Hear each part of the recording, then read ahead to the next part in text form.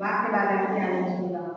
పరిశుద్ధులు గొప్ప దేవుడు మహోన్నతమైన తండ్రి, మీ పరిశుద్ధమైన పాదములకు స్తోత్రం ప్రభువా.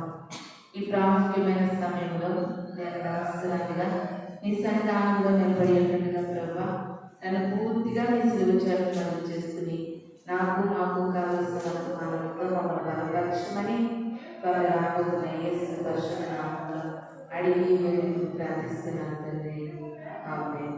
ఈ చక్కటి సమయం ఇచ్చినటువంటి దేవాలయం వందనాలు. కుడి మీ అందరికీ కూడా నా వందనాలు చెల్లిస్తున్నాను. వాక్య భాగాన్ని చదువుకుందాము. ఆది కాండము 15వ అధ్యాయము 4వ వచనాన్ని చదువుకుందాము. యెహోవా వాక్యము అతని యొద్దకు వచ్చి, ఇతడు నీకు వారసుడు కాడు, నీ గర్భవాసమున పుట్టబోచున్నవాడు నీకు వారసుడని చెప్పెను. చాలు. ఇక్కడ మనం చదువుకున్నటువంటి వాక్య భాగంలో అబ్రహాము గారి కొరకు దేవుడు మాట్లాడుతున్నటువంటి మాట.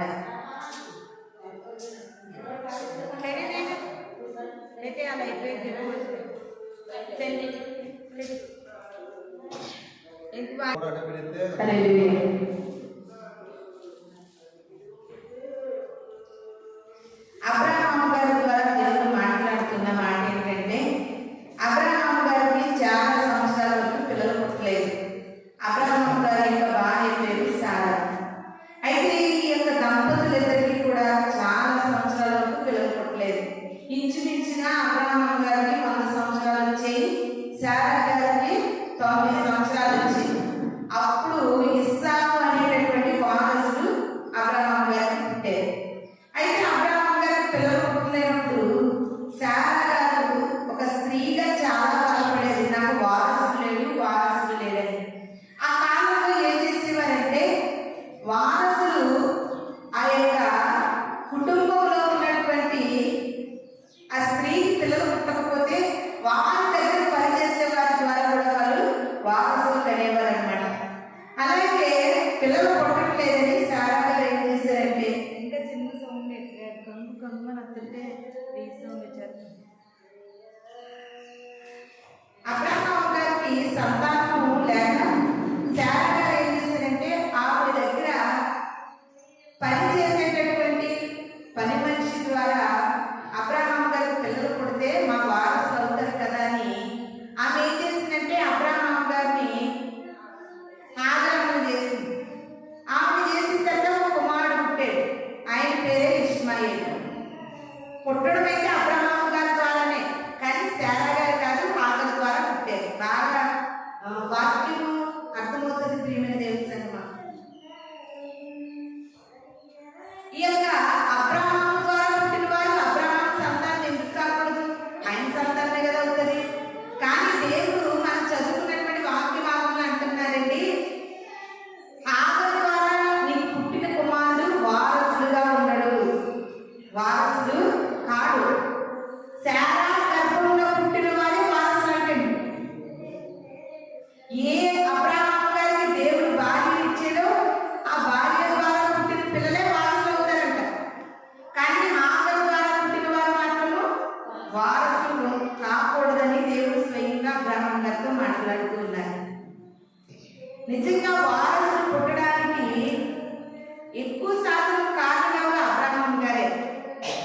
ఇక్కడ సారా ఆగరు ఇద్దరు స్త్రీలు మారినప్పటికీ కూడా పురుషుడు ఒక్కరే. అయినప్పటికీ కూడా దేవుడు దాన్ని అంగీకరించట్లేదు. సారా గారి ద్వారా పుట్టిన పిల్లలు మాత్రమే మీ వారసులు అవుతారు అని దేవుడు మాట్లాడుతున్నట్లుగా మనకు కనబడతా ఉంది. ఇది నాన్ని చాలా మంది ఇటువంటి అక్రమమైన పనుల ద్వారా ఎన్నో కార్యక్రమాలు చేస్తుంటారు, కానీ వాళ్ళ వారసులు మాత్రము కాదు. ప్రియమైన దేవుని సంగమం, అదే మాటని ఏప్రిల్ పత్రికలో మనం చూసుకుంటే 2వ అధ్యాయం 15వ వచనాన్ని మనం చదువుకుందామండి. ఏప్రిల్ పత్రిక 2వ అధ్యాయం 15వ వచనం. కాబట్టి ఆ పిల్లలు రక్తమాంసములు గలవారైనందున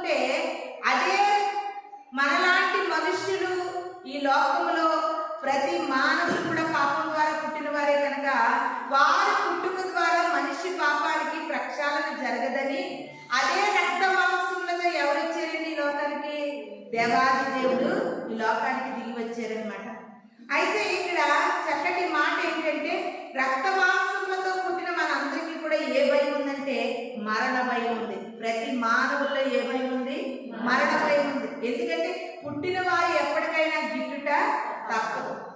మనము ఎంతగా ఈ లోకంలోని పుడతామో, పుట్టి ఈ లోకంలో మన యొక్క జీవన ప్రణాళిక పూర్తవగానే మనం అందరం కూడా ఈ లోకాన్ని విడిచిపెట్టి వెళ్ళవలసిందే. అయితే ఇక్కడ మరణ భయములతో దాస్యమునకు మనము లోబడి ఉంటుండగా యేసుక్రీస్తు ప్రభు వారు మన వలె రక్తమాంసములలో పాలివాడయి మనల్ని మరణ భయముల నుండి తొలగించడానికి, మనం మరణించగానే ఇక్కడితో మన మానవ జీవితం అయిపోయింది అని అందరూ అనుకుంటున్నారు. కానీ మరణించగానే మరలా మనకు రెండవ జీవితం మళ్ళీ ఉంది. అది ఎప్పటికీ కూడా అర్థము లేనటువంటి జీవితము. అదే నిత్య జీవితం. అదే నిత్య జీవితం. అందుకే యేసుక్రీస్తు ప్రభు వారు అన్నారు, నేనే మార్గము, సత్యము, జీవము. ఆయన జీవమైన దేవుడు. ఆ యొక్క నిత్య జీవితాన్ని మనకివ్వడం కొరకు, ఆ యొక్క నిత్య జీవితాన్ని మనం అందరము కూడా పొందుకోవడం కొరకే ఆయన ఈ లోకంలో శరీరధారియే రక్త మాంసములతో మన కొరకు తన ప్రాణాన్ని పెట్టినటువంటి సందర్భము అపోస్తులైన పౌలు గారు ఎబ్రీలు పత్రికలో మనతో మాట్లాడుతున్నారు. ఈ యొక్క మనం జీవించేటటువంటి ఈ తాత్కాలికమైన జీవితం ఎలాంటిదంటే దాస్యత్వపు జీవితం. ఎలాంటిదంటే అండి? దాస్యత్వపు జీవితం. కానీ యేసుక్రీస్తు ప్రభు వారు అటువంటి జీవితం నుండి మనల్ని విడిపించి మనలను ఆయన సొంత కుమారులుగా చేయడానికి ఆయన ఈ లోకంలో మరణించడం జరిగింది. ప్రియమైన దేవుని సంగమా, అందుకనేస్తే ఇంకొక మాటను చూద్దాం. చూడండి, రోమపత్రిక 8వ అధ్యాయం 15వ వచనంలో ఇంకా చాలా క్లుప్తంగా మనకు రాయబడి ఉంటది. ఏలియనగా మరలా భయపడుటకు మీరు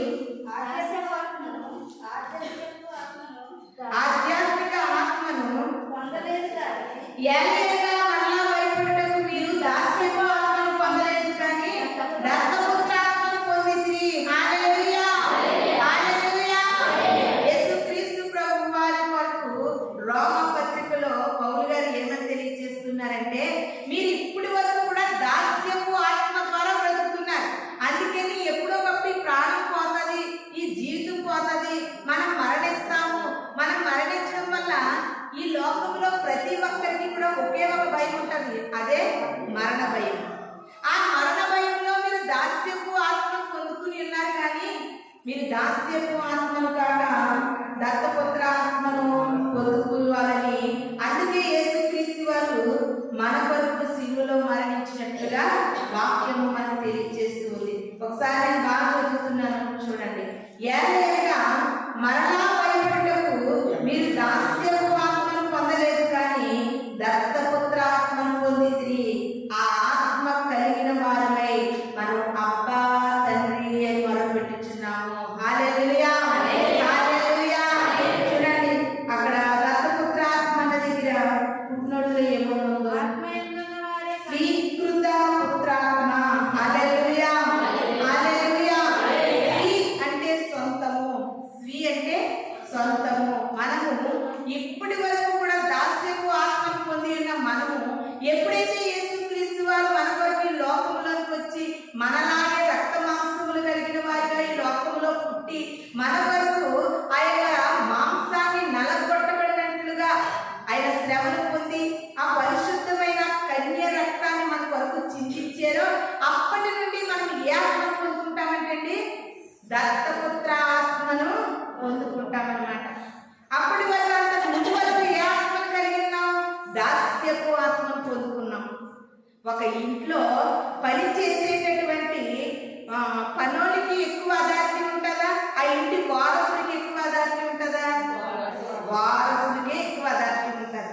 అదేవిధంగా మన జీవితాలు, ఈ లోకంలో జీవించే మానవ బ్రతుకులు ఎలా ఉన్నాయంటే, పని చేసే వారికి దాస్యపు ఆత్మలుగా మనము దాస్యత్వం చేసేటటువంటి ఆత్మలు కలిగి ఉన్నాం. దాని నుండి మనల్ని విడిపించడానికి, ఆయన సొంత బిడ్డలుగా మనల్ని చేర్చుకోవడానికే దేవుడు రక్త మాంసములు కలిగిన వారిపై లోకానికి వచ్చేది. అందుకని ఆ దాస్యపు ఆత్మను పొందలేదు, కానీ మనం ఏ ఆత్మను పొందుకున్నామండి? ఇప్పుడు దత్తపుత్ర ఆత్మను పొందుకున్నాం. అందుకనే మనకు ఒక ధైర్యం ఉంటుంది. ఆ దత్తపుత్ర ఆత్మ పొందుకున్న వారు దేవుని సన్నిధిలో ఎలా మాట్లాడతారంట? తండ్రి, నాయన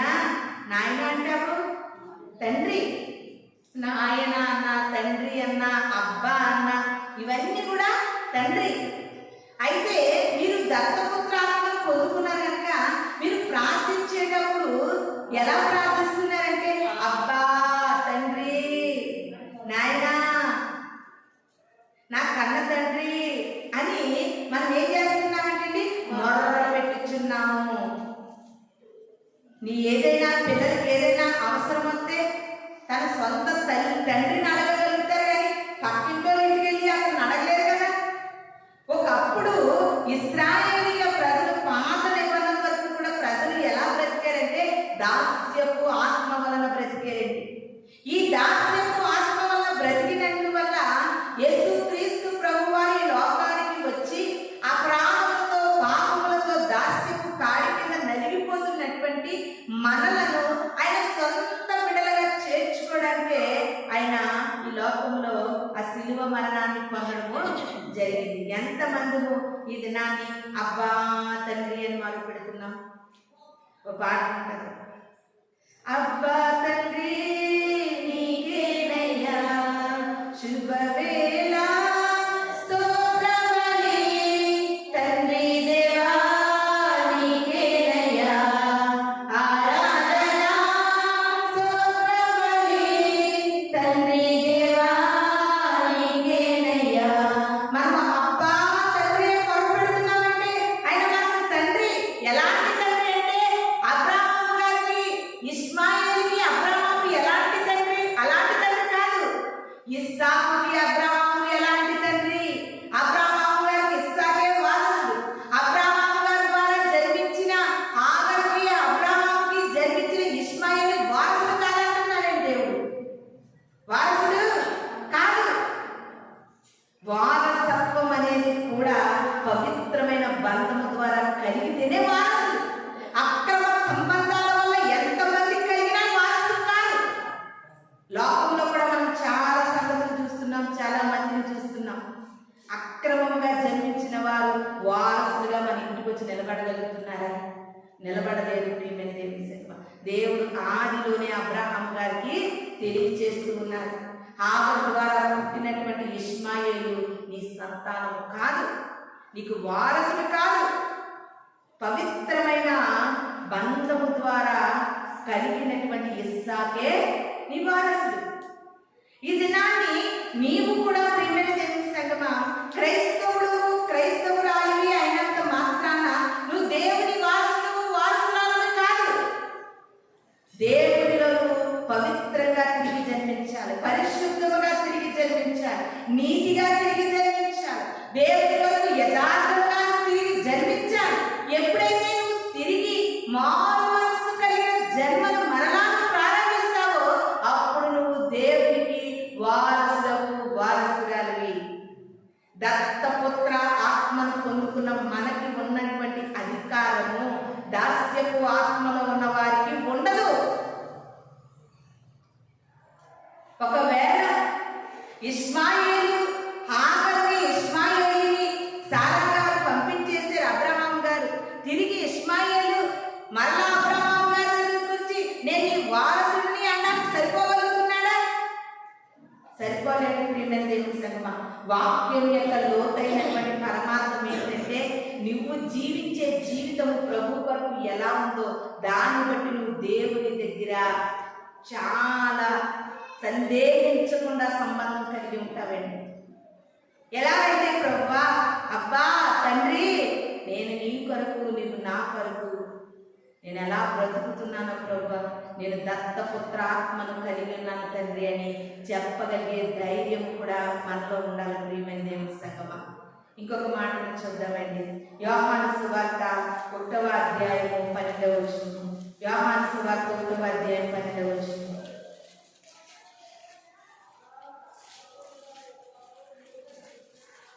తను ఎందరు అంగీకరించిరో వారికందరికీ అనగా తన నామమునందు విశ్వాసం ఉంచిన వారికి దేవుని పిల్లలకు ఆయన అధికారము అనుగ్రహించెను. హల్లెలూయా, హల్లెలూయా. ఇక్కడ యోహాను సువార్తలో దేవాది దేవుడు చక్కటి మాట రాస్తూ ఉన్నారు. ఎవరైతే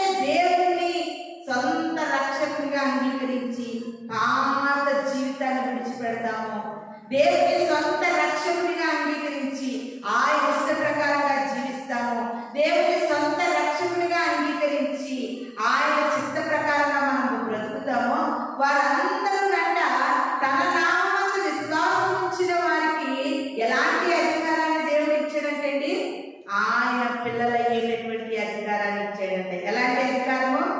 ఆయన పిల్లలుగా మనం జీవించడానికి అధికారం ఇచ్చాడంటే. ప్రియమైన దేవుని సంగమా, ఏది ఏమైనప్పటికీ కూడా సొంత బిడ్డలు సొంత బిడ్డలే, ఎరుగు బిడ్డలు ఎరుగు బిడ్డలే. వారు వీరు కాలేదు, వీరు వారు కాలేదు.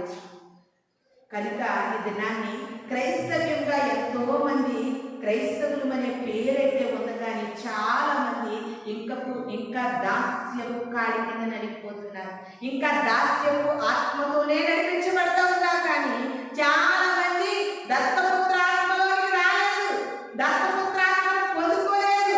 నేను దత్తపుత్రాత్మను పొందుకున్నాను కదా అని ధైర్యం కలిగి దేవుడితో మాట్లాడలేకపోతున్నారు. ధైర్యం కలిగి దేవుడి సన్నిధిలో అబ్బా తండ్రి నీవు తప్ప నాకు ఎవరున్నారని అడగలేకపోతున్నారు, పొందుకోలేకపోతున్నారు, అనుభవించలేకపోతున్నారు. ఇవన్నిటికీ కారణం ఏంటంటే ఇంకా నీవు దాస్యపు కాడి కింద నువ్వేమవుతున్నావు, నలిగిపోతున్నావు. ప్రియమైన దేవుని సంగమా, దాస్యపు ఆత్మతో నీవు దేవునికి దూరం అయిపోతున్నావు. నువ్వు ఆయన సొంత కుమారునిగా ఆయన కౌగిలిలోనికి నువ్వు రాలేకపోతున్నావు, సొంత కుమార్తెగా ఆయన యొక్క చేతుల్లోనికి నువ్వు రాలేకపోతున్నావు. అందుకే దేవుడు అంటున్నాడు, దినమెల్లా చేతులు చాపుతున్నాను, ఎవరు నా మాట విని నా ఎదురుకు వస్తారని. దేవుడు ఏం చేస్తున్నాడంటే దినమెల్లా ఆయన చేతులు చాపుతున్నాడంటే. ఎంతమంది దినాన్ని మన హృదయాల్లో మన గుండె మీద చేసుకుని నేను దత్తపుత్రాత్మను పొందుకున్నానని చెప్పగలిగే స్థితిలో మనం ఉన్నాం. దేవుని సంగమా, ఒకసారి మనల్ని మనం పరీక్షించుకుందాం.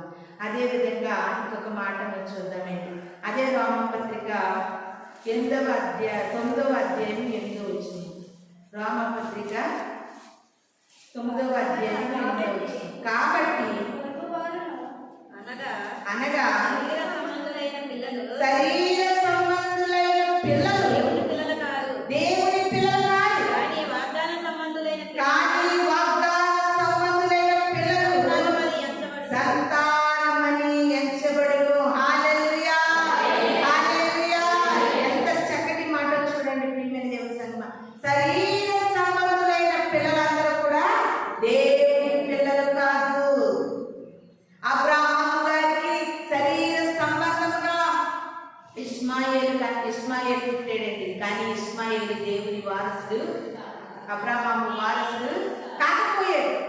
ఇది నాకు చాలా మంది దేవుని పిల్లల అనుకుని వారిని వారే మోసపుచ్చుకుంటూ బ్రతుకుతున్నారు.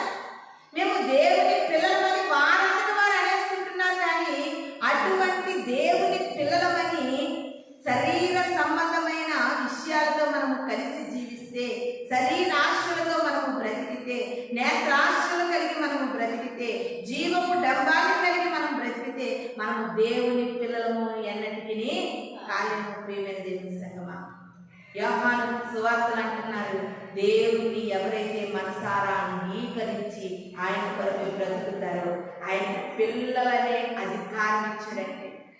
ఏ పిల్లలు వారి సొంత ఇంట్లోని వారికి ఒక అధికారం ఉంటుంది. ఎక్కడ ఏదో తీసుకుని తింటారు, ఎక్కడ ఏదో వేసుకుంటారు, ఎక్కడ ఎలా ఉండాలో ఉంటారు. అదే వేరే ఇంటికి వచ్చిన తర్వాత వారు ఏది బట్ట తీసుకుని ఈ దినానికి క్రైస్తవులు కూడా అంతే. ఈ దినానికి మీకు కావలసినది నిజముగా దత్తపుత్రాత్మను కలిగి ఉంటే ప్రభు ఎదురు నువ్వు తీసుకోగలవు. నువ్వు తీసుకోలేనటువంటి ధైర్యం నీలో ఎందుకు లేదంటే ఇంకా నువ్వు దాస్యపు ఆత్మ కింద బ్రతుకుతూ ఉన్నావు, దాస్యత్వం కింద నువ్వు బ్రతుకుతూ ఉన్నావు. ప్రియమైన దేవుని సంగమా, దేవుని యొక్క ఆత్మను పొందుకుని దత్తపుత్ర ఆత్మను కలిగి కనుక నువ్వు బ్రతికితే ఆయన సమస్తము మన పాదముల చెంత ఉంచి ఉంటుండగా మనం ఆయన సన్నిధిలో ప్రార్థించి ప్రతీది కూడా మనం పొందుకుంటామండి. ప్రతీది కూడా మనం ఏదైతే ప్రార్థన చేసి ఆయన సన్నిధిలో అడుగుతున్నామో అది నువ్వు పొందుకుంటావు. నువ్వు శరీర సంబంధమైన పిల్లలుగా బ్రతికినంతసేపు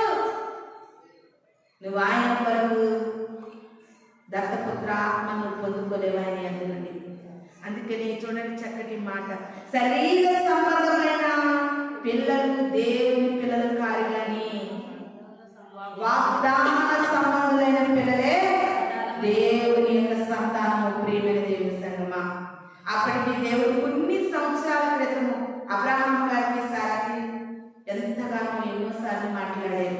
మీకు నేను వారసుని ఇస్తాను, ఇసుక రేణువుల కంటే విస్తారమైన సంతానం మీకు కలుగుతుంది, మీరు ఏమాత్రం కూడా ఆలస్యమైపోతుందని కూడా మీరు ఆలోచించకండి, నేను ఇస్తాను మీకు అని చెప్పినా సరే సారా గారు తొందరపడి హాగర్ని అబ్రహాం గారి ఎదురు చేర్చి తప్పుగా ఆ చిన్న పొరపాటు చేశారు. ప్రియమైన దేవుని సంగమా, ఆయన వాగ్దానం ఇచ్చాడంటే భూమి ఆకాశములు మారిపోయినప్పటికీ కూడా ఆయన వాగ్దానములు ఎన్నటికీ మారవు. ఇది నాకు చాలా మంది కొత్త సంవత్సరం వచ్చేసరికి వాగ్దానాలు తీసుకుంటారు.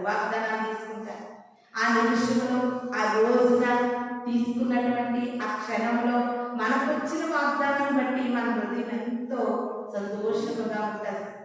కొంతమందికి ఏదైనా వ్యతిరేకమైన రీతిగా వాగ్దానాలు వస్తే కొంతమంది బాధపడుతూ ఉంటారు. కానీ వాగ్దానం కూడా ప్రియమైన దేవుని సంగమా ప్రార్థన సిద్ధపాటు కలిగి మనం తీసుకోవాలి. దేవుడు వాగ్దానం చేస్తే వాగ్దానం వలన పుట్టినటువంటి పిల్లలుగా దేవుడు మనల్ని ఈ దినాన్ని కోరుకుంటూ ఉన్నారు. ఇంకా ఆయన వాగ్దానంలో ఆయన బిడ్డలుగా మనం అందరూ బ్రతకాలని లోకమంతటి కొరకు కూడా ఆయన రక్తాన్ని చిందించి ప్రాణం పెట్టిన ఇంకా చాలా మంది క్రైస్తవులనే పేరు ఉంటుంది, కానీ చాలా మంది ప్రజలు ఎలా ఉన్నారంటే దాస్యపు ఆత్మను కలిగే బ్రతుకుతున్నారు. కానీ దేవుని పిల్లలుగా బ్రతకడానికి శరీర సంబంధమైన వాటిని విడిచిపెట్టలేకపోతున్నారు. ప్రియమైన దేవుని సంగమా, శరీర సంబంధులుగా మనం బ్రతికినంతసేపు కూడా మనకు దేవుని పిల్లలకు ఎన్నటికీ కూడా కాలేము అని వాక్యము క్షుణ్ణంగా మనతో మాట్లాడుతుంది. లాస్ట్గా ఇంకొక మాటను చూసుకుని ముగించుకుందాం. గలతీయులకు రాసినటువంటి పత్రిక 4వ అధ్యాయం 5వ వచనం.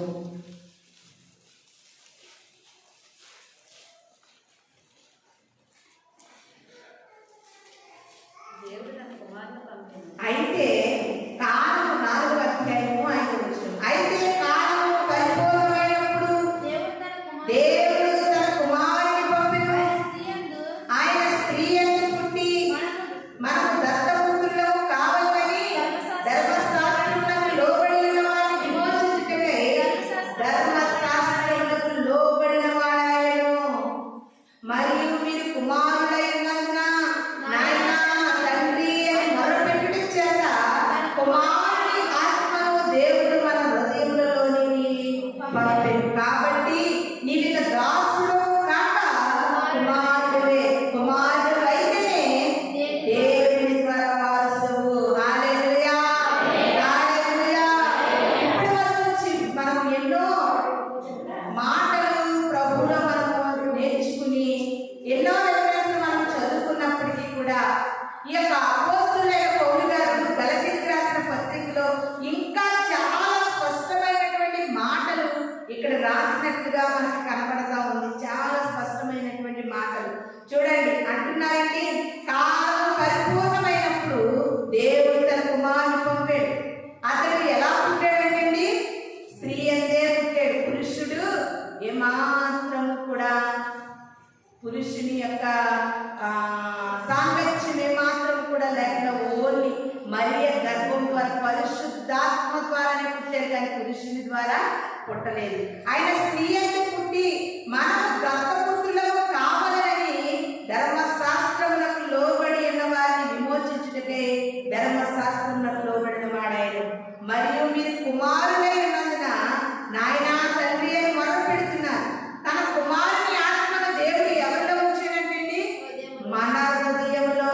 ఎవరిలో ఉంచాడు? మన హృదయంలో ఉంచాడు. మన హృదయంలోనికి పంపాడు. కాబట్టి ఎవరైతే దేవుని ఆత్మను పొందుకుంటారో వారు ఎలా ఉంటారంటే దాసులు కాదు, వారి కుమారులే, దేవుని వారసులే. హల్లెలూయా, హల్లెలూయా. అలాగే మనం వాక్యము ధ్యానించుకుంటూ వచ్చిన తర్వాత లాస్ట్గా ఈ కన్క్లూషన్కి వచ్చేసరికి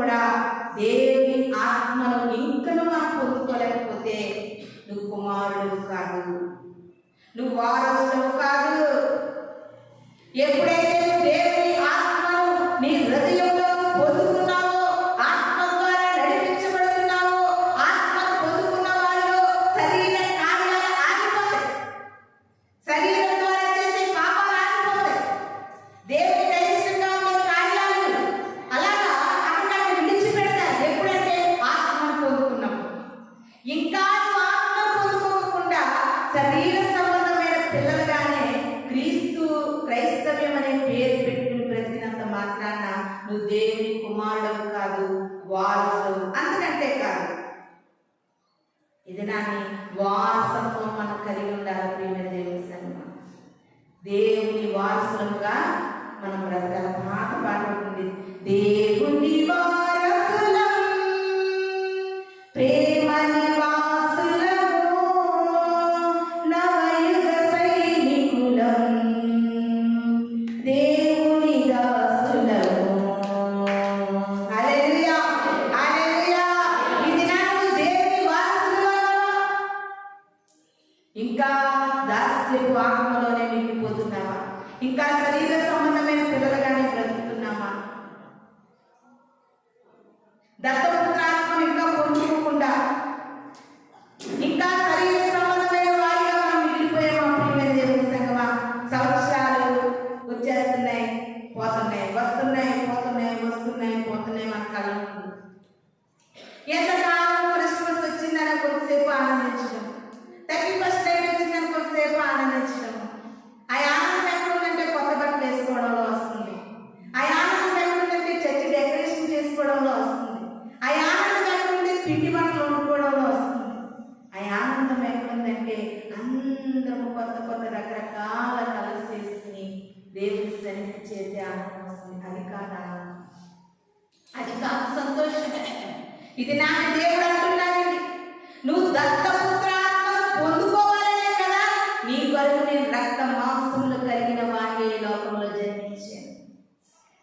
ఇంత త్యాగం నీ కొరకు నేను చేసిన, ఇంకా నువ్వు శరీర సంబంధమైన బిడ్డగా జీవిస్తున్నావు, ఇంకా నువ్వు దాస్యపు ఆత్మనే కలిగి ఉన్నావు. కానీ నేను అనుగ్రహించేటటువంటి ఆత్మను పొందుకునే స్థితిలో లేవు. నువ్వు పొందుకునే స్థితిలో ఉంటే, అబ్బా తండ్రి నాయన నీ తప్పు నాకు ఎవరయ్యా, ఏదో నేను విడిచి నేను ఏమన్నా లోకంలో బ్రతుకుతున్నానేటయ్యా, ఇలా ఉంటాయండి. అది ప్రార్థన కూడా డిఫరెంట్గా ఉంటుంది. అదొక అనకూడదు. కానీ దత్తపుత్రాత్మను పొందుకునే వారి ప్రార్థన ఎలా ఉంటుందంటే సంకోచించకుండా అడుగుతామండి. దత్తపుత్రాత్మను మనం పొందుకుంటే ఎలా ఉంటుందంటే మన పాపాలు మనకు అడ్డంగా రావు. మోషే గారు అంటున్నారండి, నీ ముఖ కాంతిలో ఉన్న రహస్య పాపాలు కనబడుతుంది. మీకు ఆయనకి మధ్య ఏముందంటే పాపాలు గోడ వలె ఉన్నాయండి. పాపాలతో మనం ఏం చేస్తున్నామో గోడ పెట్టేస్తున్నాం దేవునికి మనకి. దత్తపుత్రాత్మ పొందుకుంటే ఈ దినాన్ని మనం సొంత బిడ్డలు అంటారు. నన్ను ఎందుకు కన్నాం, ఎందుకు ఇవ్వు, ఎందుకు కొనం, ఎందుకు చెయ్యి, ఎందుకు పెట్టమంటారు పిల్లలు. అలా పక్కింటోళ్ళని అడగలేదు కదా, వారికి ఏంటంటే అదొక అథారిటీ. ఇది నా దేవుని స్థాయిలో ఉన్న నీకు అలా అథారిటీగా ప్రార్థన చేయగలుగుతున్నావా? ఇంకా నువ్వు శరీర సంబంధిగా మిగిలిపోతున్నావు కనుక, దత్తపుత్రాత్మను పొందుకోలేదు కనుక నువ్వు అలా అడగలేకపోతున్నావు. ఇది నా ప్రభు అంటున్నాను, నువ్వు దత్తపుత్రాత్మను పొందుకో. సంవత్సరాలు అయితే గడుస్తున్నాయి, దినాలు జరుగుతూ ఉన్నాయి. చాలా భయంకరమైన పరిస్థితుల్లో మనం జీవిస్తూ ఉన్నాం కనుక ప్రియమైన దేవుని సంగమా, నువ్వు దత్తపుత్రాత్మను పొందుకోకుండా గుడుక్కుమన్నావు, చిటుక్కుమని నరకానికి వెళ్ళిపోతావు. హల్లెలూయా, హల్లెలూయా. నువ్వు దత్తపుత్రాత్మను పొందుకోకుండా గుడుక్కుమంటే నరకానికి జారిపోతావు.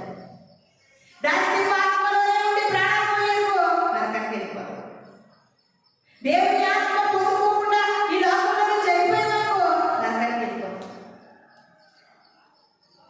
గలతీ పత్రిక అందరూ అండర్లైన్ చేసుకుని ఇంటికి వెళ్ళి పదే పదే వచ్చినా చదువుకోండి, మీకు బాగా క్లారిటీగా అర్థమవుతుంది.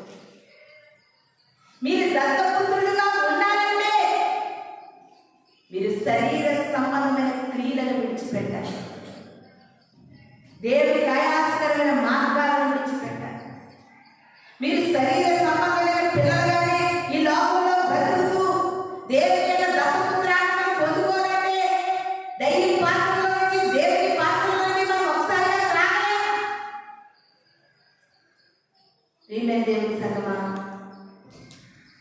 ఇది నా ప్రభు మనతో ఒక ప్రత్యేకమైన రీతిలో అంట. నిజంగా ఆయన దత్తపుత్రాత్మ మనకిస్తే మనం పొందుకోలేకపోతామంటే ఎంత దౌర్భాగ్యమో చూడండి.